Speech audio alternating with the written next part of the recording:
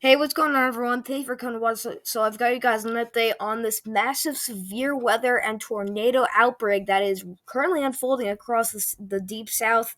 We're going to see this severe weather threat continue into tonight. We're going to still see more tornadoes as we have been seeing just many tornado warnings popping up here. We already did actually get a confirmed large and dangerous tornado in Louisiana that has lifted, fortunately, but it looks like there's still some tornado warning storms looming out there, and I think some will actually eventually drop some more tornadoes. So I've got you guys an update on all of that coming up, as well as this big system that we're dealing with now outside of this huge severe weather threat that we're talking about. As the storm moves beyond the southeast, it will bring some more and bigger, or I wouldn't say bigger, but some more big impacts to the eastern seaboard. So, yeah, we're definitely going to see more storminess moving into the eastern U.S., and we will actually be dealing with some more gusty winds. Really, as we get past around 10 p.m. tonight, we're going to start seeing gusts that could reach as high as 70 miles per hour in some areas. So, we could even see some of these severe storms reach into places like Pennsylvania, Virginia, Kentucky, Ohio, West Virginia. That entire region is going to be under the gun for some pretty intense storms as we get later into this week. So taking a look here again at our radar, I want to zoom in here just because this is kind of going to be like a few minute just a coverage here on what's going on in the southeast. So I know most of you guys are wondering, why are we seeing this big severe weather event? Well, I'll get into the details and specifics of why in a minute. I just want to show you the current radar right now. So basically, what I'm focusing on right here is this portion of southern Arkansas into Mississippi and northern Louisiana. This is the area that was highlighted for the biggest possible threat of tornadoes today. Okay, and you can see that starting up here on our prefrontal boundary storms here. These are what we call lobster storms. They kind of look like a lobster claw at first. Well, these are actually turning severe at the moment, and they're joining into this main group of storms. And usually, what happens here is they develop in front of that main line of storms, and then once they actually join into that line of storms, they get all that energy, and that's how they go tornadic and they become severe. Okay, so when you see one of these curvy storms here that they look like they get that hook echo, well, they're going to get more. They're going to become more mature as they develop. And right now, these are actually moving pretty much northeastward. But this line here of storms is actually moving pretty much east northeast. So it's a little bit of a different direction there. But yeah, everywhere around this line, we can see a lot of discrete supercells down here. Even down here by Lake Charles, we are seeing some developing storm systems. But one of the main reason of why we're seeing so many tornadoes, or I shouldn't say main reason, but where we're seeing those tornadoes is really on this line, this frontal line right here, all the way up and down this line. We've been seeing many rotating supercells, and you can't really see any right now because we don't really have any. I don't think we have any, seriously tornado warning storms. I know we have one cell down here. I think it's somewhere in here that's actually tornado warned at the moment, but right now it doesn't have a tornado emergency or anything like that. No PDS tornado warnings, but a tornado did actually run through right here, and that storm cell most likely is right up here. This is probably it right here. It's still got kind of a little bit of rotation to it, but it really doesn't look nearly as bad as it did when it was passing through central Louisiana. But all these supercells, I would say, are they're joining together. I think that tornado threat's starting to die down a little bit. That tornado watch will eventually it will actually be taken down. But we still have that. We still have some more developing supercells pretty much around this entire line. So that's why we still have that tornado threat that's still existing at the moment. All right, so we're going to be moving on to our alerts here and taking a look at what's going on here in the deep south and when it comes to our alerts. So right now, we have a tornado watch. This is going out for portions of southwestern Mississippi down towards eastern Texas. Guys, I want to drive this point home, okay? this tornado threat is not over. This is going to continue throughout tonight. We can see a lot of tornado warnings are up right here, going out towards the border of Louisiana and Mississippi. And another reason why you didn't really see any impressive looking storm systems is because we weren't looking at a high resolution radar. If we were looking at a high resolution radar on one of those fancier apps like Radar Scope or Radar Omega, you would definitely be able to see that really enhanced rotation and that really precise and sharp movement with those systems. But for now, this is what you got. You've got a few rotating thunderstorms that are severe warned at the moment, but really this entire area is covered by that one tornado watch. All right. Into the Carolinas, this is going up towards all the way up towards West Virginia, down towards northern Alabama. We have a wind advisory. Okay, again, gusty winds are expected tonight. I would say really the forecast should be up to 60, but I think that some storms actually could pack a bigger punch. We could actually get up to 70, maybe 75 at most. So a big threat for damaging wind gusts tonight throughout this region. So if you're in this tannish brown shade tonight, just make sure that you have all your unsecured objects secured now, and that your yard is cleaned up and just all the property around your house, because you definitely don't want any flying objects out there. These winds will definitely be strong enough to pick up those objects and just throw them around the yard. Scattered out here in the Northeast, we have some winter weather advisories right around Lake Erie here, or the Great Lakes region. You do have some very gusty winds right on the coast here. We have a high wind watch, it looks like, or it might even be a high wind warning. I think it's a high wind watch, though. Okay, and this is going out for the coastline, if you would, of upstate New York here, the coast for Lake Erie here. We have very gusty winds right now. I know we'll take a look at the wind map later, but we'll actually see that these winds could actually right now be gusting to 65, which is definitely considered a severe gust. All right, but in the western U.S., pretty calm for the most part. Some scattered wind advisories, wind watches, wind warnings out there, but it's just going to be a very windy day in general for the entire U.S. If you just take a look here, stop the video, you could just see that pretty much everywhere in every region of the United States, there is some sort of wind advisory, watch, or warning. All right, so we'll move on to the satellite loop here, shown by this is pretty much just the Weather Channel, their website. This is their website here. I just need to get my settings back on, and I want to show you guys the current satellite loop, because we're actually in a pretty good time to show you guys just really show you guys how much moisture is packed into these storms right now. All right, so we look at, this is our current satellite loop here. Okay, here you go. Right here we can see these storms. They're starting to fire off across the border of Louisiana and Mississippi. All right, so I'll get this running for you guys in just a second. All right, but yeah, we definitely want, even though I would say the most convection has really we've really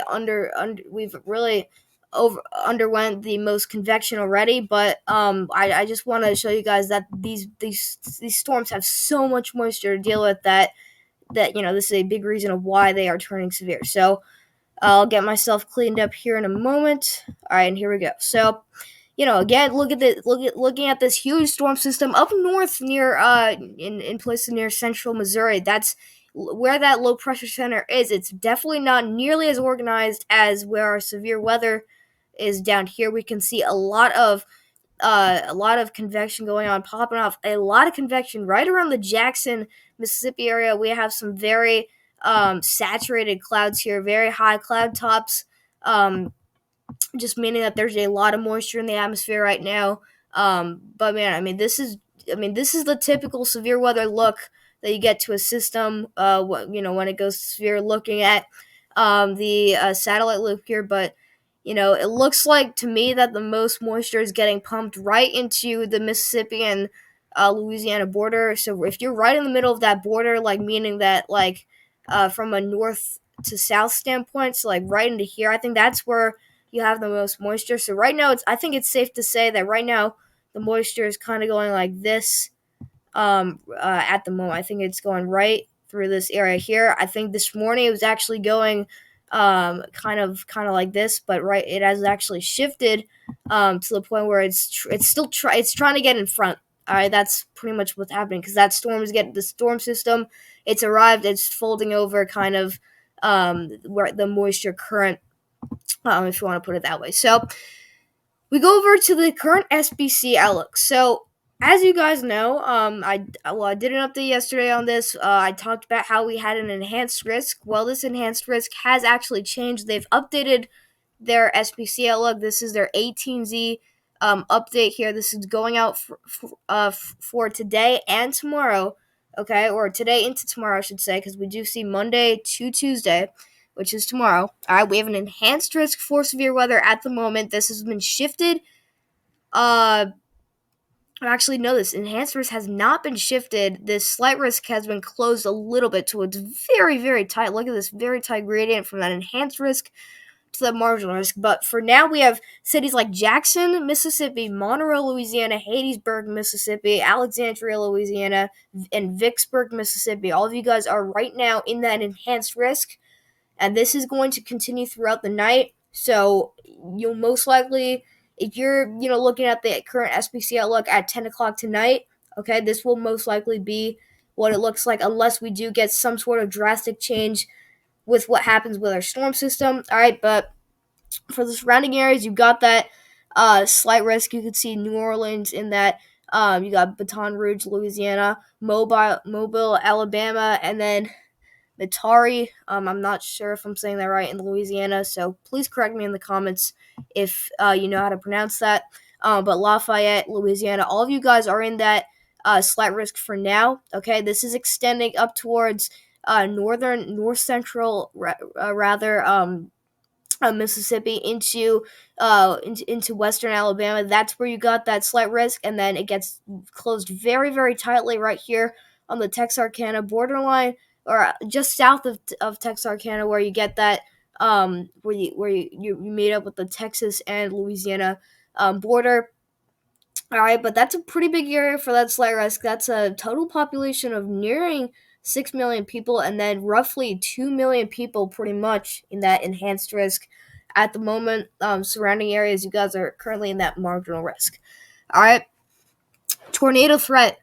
Okay, we still have a 10% risk with a hatched risk. Notice the hatched risk has actually closed just a little bit. That's just because that tornado threat for portions of eastern Texas is now dying down because the storm system is simply moving out of your area, meaning that even those developing supercells behind at this point are going to be developing right around that Texas-Louisiana border. So they used to be developing I would say just to the east of Dallas and, the Waco, Dallas, DFW area, if you want to put it that way. But now they're really developing on this border. All right, so that 10% hatched risk area has shifted farther to the east because that's where that storm system is moving. Surrounding areas, same areas of that slight risk, by the way. You guys are still in that 5% risk. And for that hatched risk, you've still got Jackson, Mississippi, Monroe, Louisiana, Hattiesburg, Mississippi, Alexandria, Louisiana, and Vicksburg, Mississippi.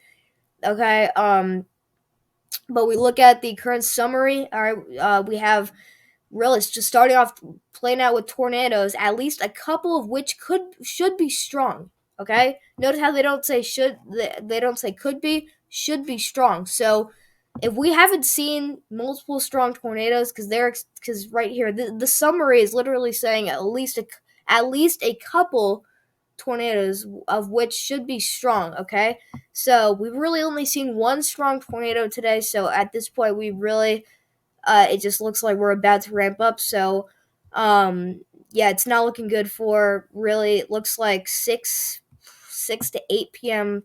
tonight. I think that's going to be the most active time frame for tornadoes. All right, and then the marginal risk is going to be the same for that 2% risk for tornadoes.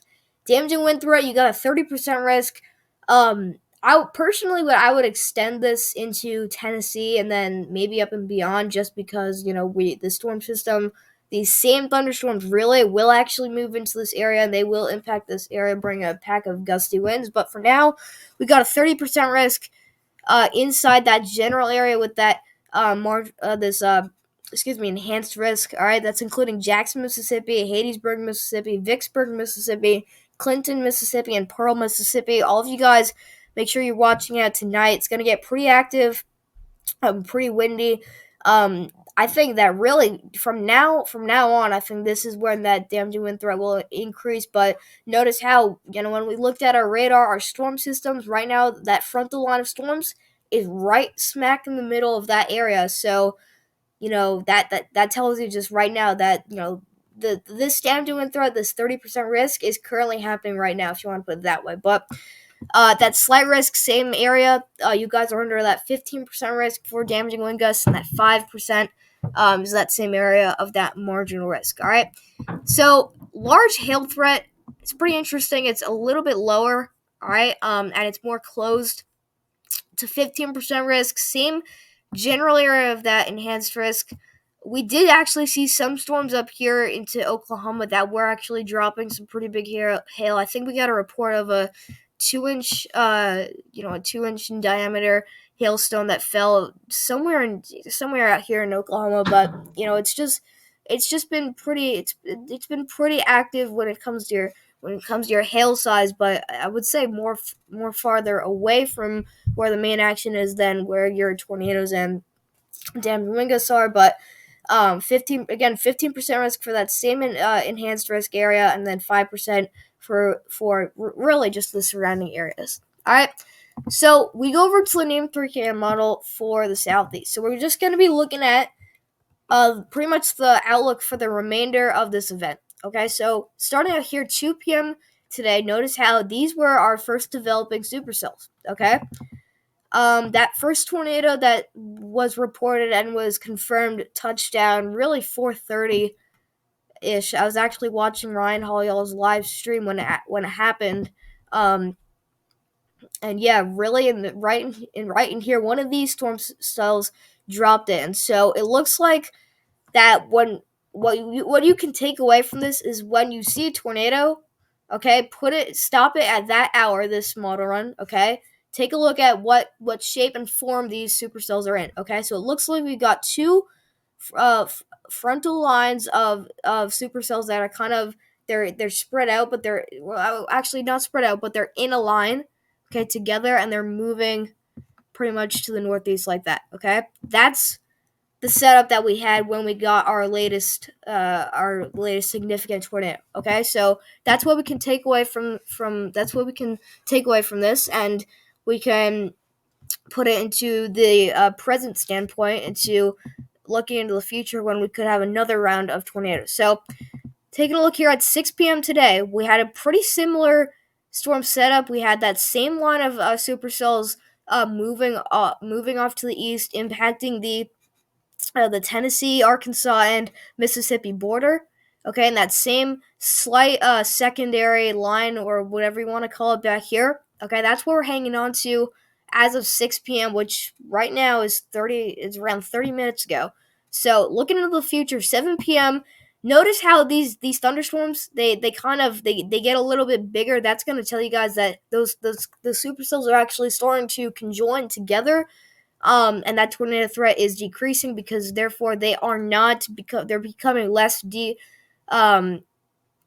they're becoming less discrete, which basically means that they're not spreading out, and they're not as independent as they would be if they were actually discrete. But we definitely still have many numerous and scattered of strong rotating, definitely they're still rotating at this point, but we have strong rotating supercells still pretty much scattered throughout this area. We're still hanging on to some pretty intense supercells down here by that second low pressure center. Our first one should be up here. We got a second one controlling the severe weather side of things down here.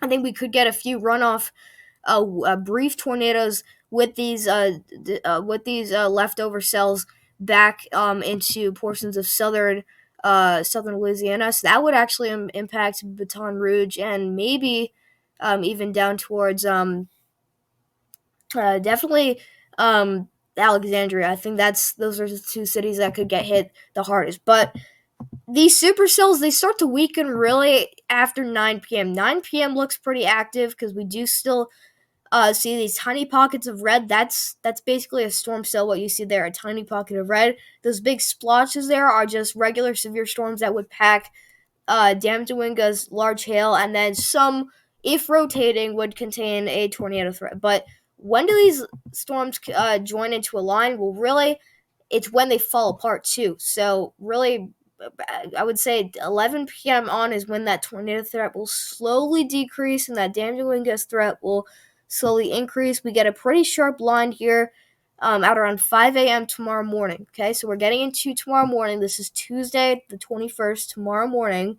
Okay, and this is 5 a.m. We still got some strong storms now moving through Tennessee into Alabama and then northern Georgia, the Atlanta area, all waiting to get hit. The Carolinas. So this storm system will really it's gonna make a pretty far path until it's pretty much all the way out towards the coast of the Carolinas, and then at that point it moves out to sea. So that was basically the whole run through of the latest NAM 3CAN model run. All right, and so that's pretty much going to be your outlook for the rest of the night. So it's going to look pretty active. I would say really up until 10 p.m. if you're looking for tornadoes, nighttime tornadoes. That's definitely nothing that you want to be messing with, especially in an outbreak as dangerous as today's. All right, so now we go over to the GFS model. I'm actually going to want to switch this to the HRRR model just because we can see a little bit more of a high resolution model here. But I want to show you guys the how much the dew points out here. So this basically shows you how much moisture, how large the moisture content is in each storm. Okay, so starting out here at our setup. Okay, this is getting into tonight. We have dry air that's getting pushed out to sea. That's going to slow down the storm a little bit, but what's really getting pushed into the system is all this Gulf moisture. Look at this, dew points into the 70s. Okay, that is pretty incredible to see. That much moisture. That is 75 degrees worth of humidity, or whatever you want to call it, moisture that's built in the atmosphere, and this is basically surging up like this. Okay, it's surging up in front of these storm systems right in time, just in time for these storm systems to pick up that moisture, to re-strengthen, recycle. Every single one of these supercells has enough moisture to recycle. That's why we're seeing an outbreak here. We might just we might as well just have a few hours of one round of strong to severe storms. Okay, that would be if we had one little push of moisture, but we have a huge moisture content. Look how big this area of the Gulf of Mexico just is covered in this huge moisture content. All right, so there's a lot of moisture left over for these storms to soak in, and it's pretty much all over the place here getting on land. We're still in the 60s and 50s for our dew points, which is very high, especially for this time of the year. But notice how these storms slowly come down, and they actually soak up this moisture. Look at this.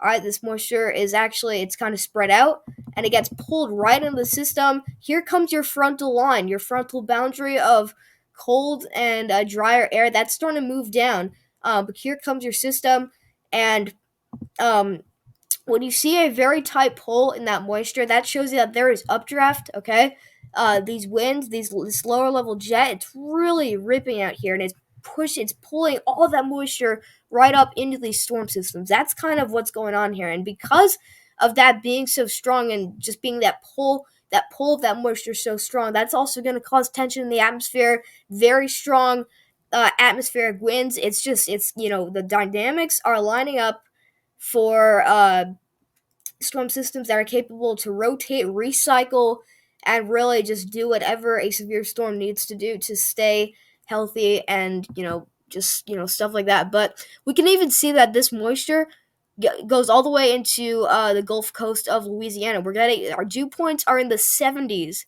out here on the Louisiana and Mississippi Gulf Coast.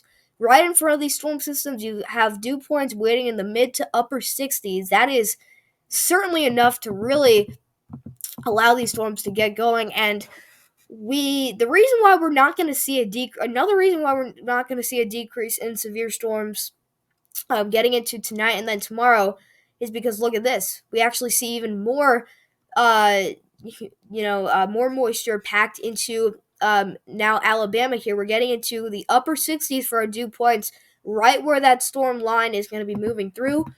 And as this moisture continues to get folded over because of that system pushed back by this cold front, okay, all this leftover moisture here, it's going to be able to surge right up into into Georgia, the Carolinas, and the the southeast coast of the United States. All right, that's going to call for round 2 of severe weather, because if let's say this moisture all gets thrown onto land, we might actually be dealing with pretty much a similar um scenario to what we're having today. But the latest named 3KM model doesn't have as much moisture getting thrown into land as we have currently happening right now, but we still definitely have very, very high dew points here. We're getting into the mid 60s everywhere out here into South Carolina, Georgia. Still a lot of moisture left for this storm to take over, and then eventually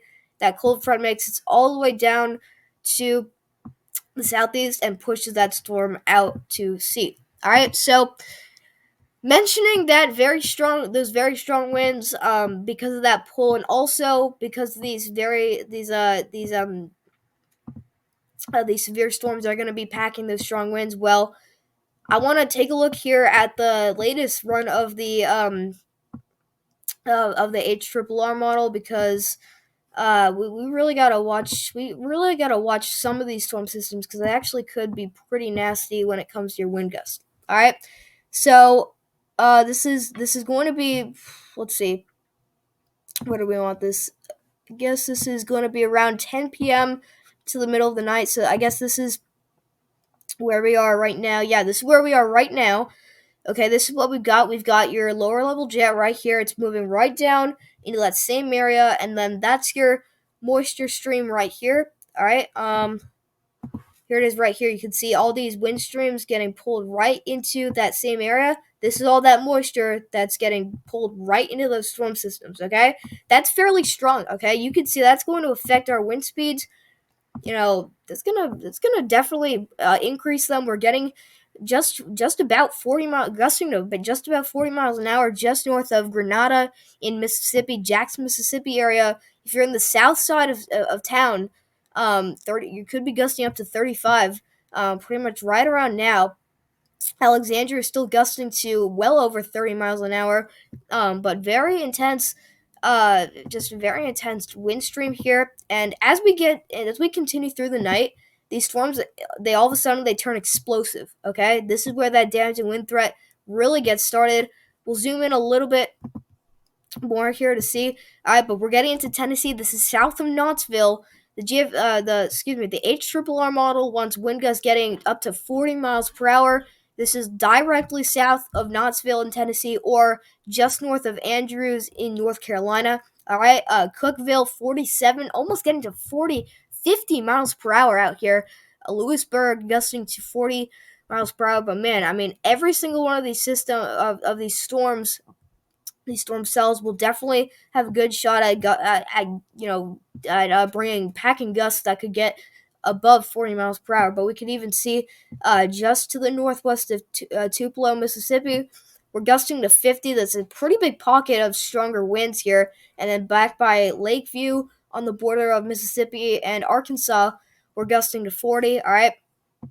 But man, just all the way up and down this line, we can see very strong winds.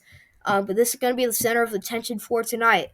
All right, so if you want the order of events for today, it was the hail threat, which is diminishing right now, the tornado threat, which is pretty much at its peak, and which will slowly start to diminish as we get into the overnight hours, and then eventually this damaging wind threat will really ramp up and I think that it's not going to be good for these areas that here in the Tennessee, northern Alabama, Mississippi, and then extreme northwestern Georgia. All right, but let's put this to the middle of the night tonight. Okay, this is tonight into tomorrow.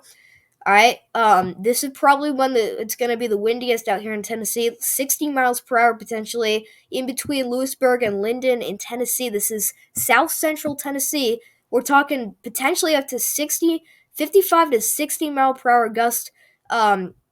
Florence gusting to 47. All right, look at this Cookeville gusting to 53. Just to the south, the HRRR wants a thunderstorm to roll through, packing wind gusts that could potentially be over 60 miles per hour. Okay, um, but man, Knoxville. I mean, I know these are the mountainous regions because you see this very sharp contrast here. You go from 6 miles per hour to 61 miles per hour. So when you see these little stripes here, I'll circle it here. These are the areas that I want to X out. Okay, because um, those are mountains. But Johnson City, you guys are definitely not a mountain. Knoxville is not a mountain. All right, but if you see that weird, stripe and very sharp contrast of your winds, that's just kind of showing you where those mountains are. Okay, um, we go farther to the west into this is just to the east of Jackson, Tennessee.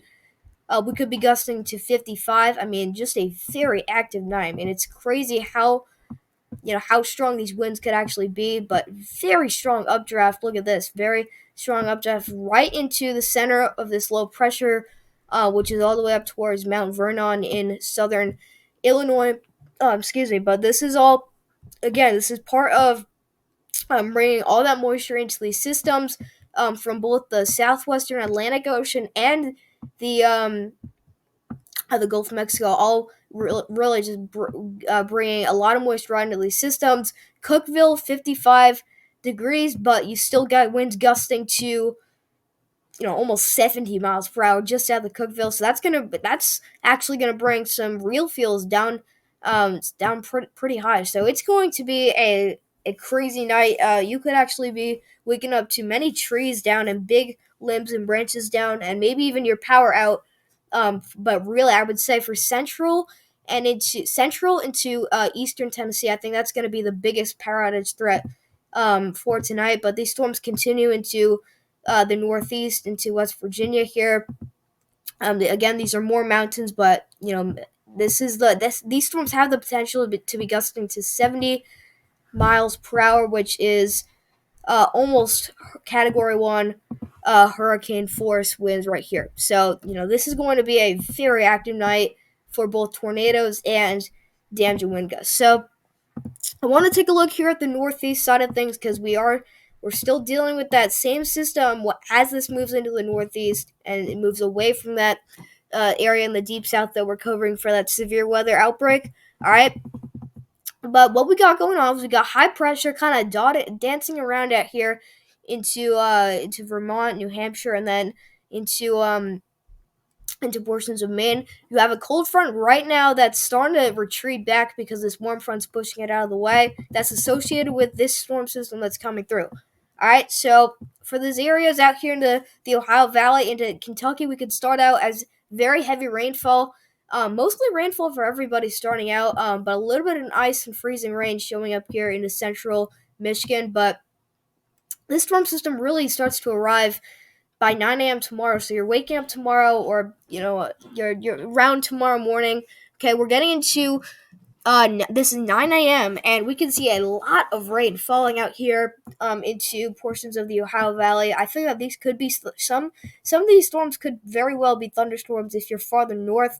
I know these definitely will be thunderstorms out here down towards Tennessee, but even if you're far up north by Ohio, I think you can still pick up a thunderstorm or two that could actually bring some gusty winds and heavy rainfall. All right, but as the storm continues to push to the northeast, this meets up with that cold front. That cold air quickly turns it to some freezing rain, sleet, and snow, pretty much a nasty mix in together. That sleet and freezing rain, by the way, actually changes over to snow out there in Michigan, but You could start out in northwestern PA or some areas out there in southern New York State as snow and freezing rain, a little bit of mix, so some wet snow, and then this really turns to a nasty wintry mix as we're going through the day here. So when will this change over to snow and freezing rain? Well, probably 2 p.m. to 5 p.m. is when this will really turn to frozen precipitation. But man, all the way up and down New York State, we see a very nasty wintry mix, some very heavy wet snow that could be potentially falling in southern New York State. Okay, and then this quickly turns to just very heavy snow in general as it does meet up with that cold front. All right, but man, I feel definitely a pretty good thumping of snow for portions of Vermont, New Hampshire, into Maine, and at the same time, those thunderstorms that were left over from the southeast, they make it to the eastern seaboard, and actually they do impact the Delmarva area, and then up towards southern New England next, where that low pressure center will actually move right through Long Island and New York City, bring some very heavy rain and some pretty strong winds by 5 a.m. on your Wednesday, which I think is Thanksgiving Eve. I'm not sure. I think Thanksgiving is on Thursday this year. I'm not sure if it's Wednesday, but that continues to move through more very heavy rain and thunderstorms now moving up towards Boston. More heavy snow into man, look at this. You're seeing purples and pink. You rarely see uh such a signature for heavy snow out there. Just based off of any model here on Tropical Tidbits, usually the most you'll get is just this very dark blue shade. But wow, we're actually seeing beyond that. We're seeing pinks and purples, noting that we can have snowfall totals um, getting up to just a foot in just 24 hours. I mean, this is looking like a pretty big winter storm event, just a winter storm in general, and snowfall event for the interior Northeast, and really the mountainous regions, the upper elevations will definitely there will be a big chance that you'll actually get a few feet of snow, maybe. All right, so for the last part of the update, to wrap this up, we're going to be talking about rainfall totals out 3 days. Okay, so this is for the timeline of our system. The West is right now in a drought, a complete drought. No rain at all picked up in the Southwest. Over to the eastern U.S., we can see multiple inches for pretty much everyone, ranging from half an inch up to 2 inches. But mainly up here to the Carolinas and then up here towards Virginia, where we could actually see maybe up to 3-4 inches of rain. You see that red and the orangish red. That's definitely going to be approaching 3 inches. Southern New England, pretty much 1 to 2, maybe 2.5 inches of rain, but a lot of rain for everybody is certainly expected. And I think that this is just going to be a very eventful and impactful fall storm. For everybody in the eastern U.S. So that's all I got for you guys. Thank you so much for coming to watch. I'll see you guys in the next video. So stay safe out there. It's going to be a wild night for tornadoes, damaging wind gusts, maybe some large hail out there, and then a big day for the Northeast coming up tomorrow, as we will see a big change of the weather. I would go from pretty pleasant, pretty sunny and a little bit chilly to very, very wet with some snow if you're in the interior Northeast. That's really going to ruin that travel for Thanksgiving. So, thank you. Before I wrap it up quickly, I just want to make sure that everyone's that everyone's not going to be scared, but rather being prepared ahead of this severe weather event. I know it sounds very scary. I know people are really talking about this being a very dangerous and life-threatening event. It surely is, but you can definitely avoid it being so life-threatening by just being ahead and being aware of what situation you're in. So thank you all for coming to watch this video, and I'll see you guys